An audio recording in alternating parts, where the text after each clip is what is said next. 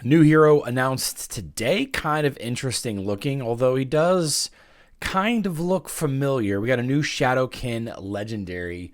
Let's dig into it. Let's talk about him a little bit. Looks kind of cool. A lot of flames, but he's got HP burn.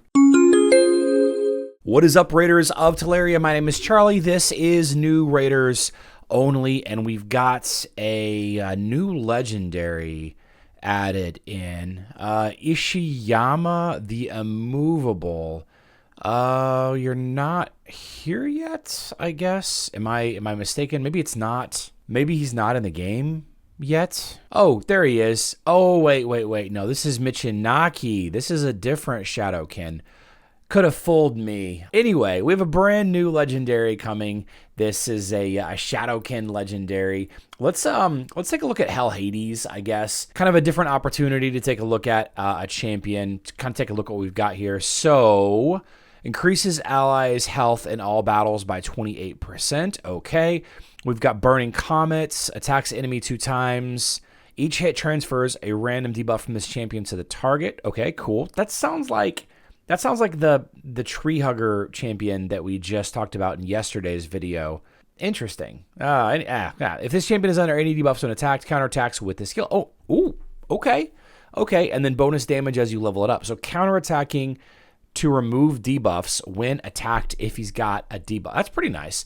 Calculated volley, 4 turns, attack all enemies, has a 75% chance of placing a fear debuff. Not true fear, just regular fear.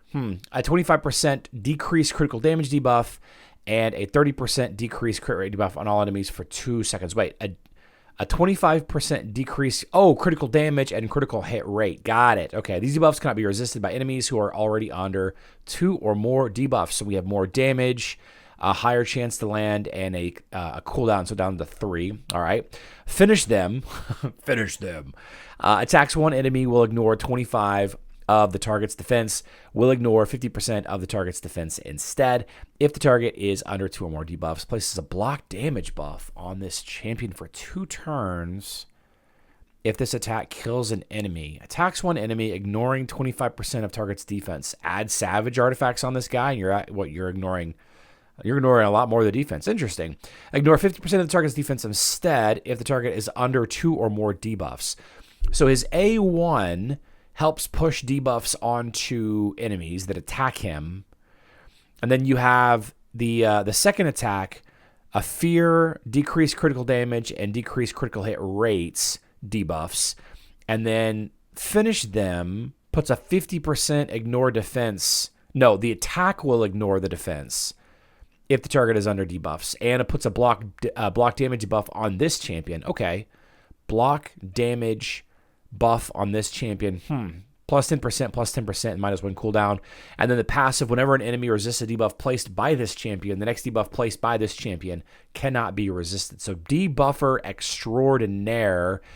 This guy is 3.5 overall rating. Looks like he's getting absolutely beat up by the community. That is kind of crazy. So, one of the reasons debuffs are important is that they help scale his max health as he passively gains 3% health up to 30% for each debuff he places. This means that as the fight goes on and on and on, he becomes stronger and tankier. We like that. We like that about him. So he's really good as a damage dealer. He's not great for crowd control. He doesn't have any 4 stars except for the Doom Tower and the Celestial Griffin. And obviously, there's no data because he's relatively new. 8 out of 10 book value. A2 and A3 are the book priority. That makes sense. Calculated volley and finish them, the priorities. I get that. And then we got general PvE. We got nuker. Yeah. Okay. Yeah. Nature's Wrath, Crushing Rend for the blessings, and gear sets. Lethal and Savage. Yeah, that Savage set does ignore defense. That's always good. That's always good for nukers. Yeah, this guy looks interesting. He's a fusion champion though, right? So let's go and see if he's in here yet. Fusion. Yeah, he's not in here.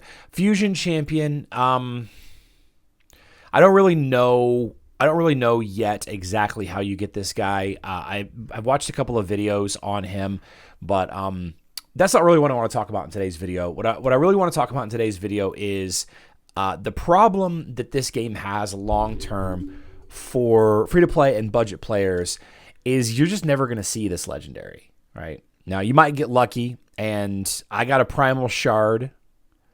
I should definitely save this. I should definitely save this for an event, but I just want to open it. I just want to open it with you guys. Can I get something good? Probably going to get an epic. This is exactly what I'm talking about, man. This is exactly what I'm talking about. What I think, this champion, the Infernal Baroness, looks great. Looks absolutely fantastic. I'm not a huge fan of the Demon Spawn faction, but it is a pretty decent faction. The horns and the head tendrils, interesting look. If this game had taken an opportunity to look back at some of the epics and the rares, bring them up a little bit in power level. Like the orcs are a little weak. I feel like the orcs are a little underserved at times.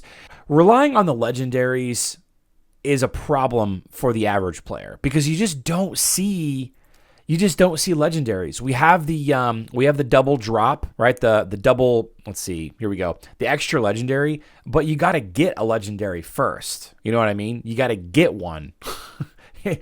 The drop rate is, I mean, it's rough. There is the mercy rule, right? But it's like a, you know, it's like a 1 or it's like a 5 in, what is it? A 5 in 1,000 or something, whatever that maths out to be. Because 1% would be for the primal shards, the sacred, the big orange ones. It's a 6% drop rate, but 94% chance to get an epic. The mythicals just don't. They just don't exist for the average player, you know. And you can do all of the grinding that you can think of, all of the day in and day out energy grinding that you can think of, and you're not going to get anything but epics and epics and epics and epics and epics. You're just not, right? Every now and then we have a higher opportunity. The Ludus, let's go back into there. I'm sorry, I clicked off. I shouldn't have clicked off. The fragment, here we go.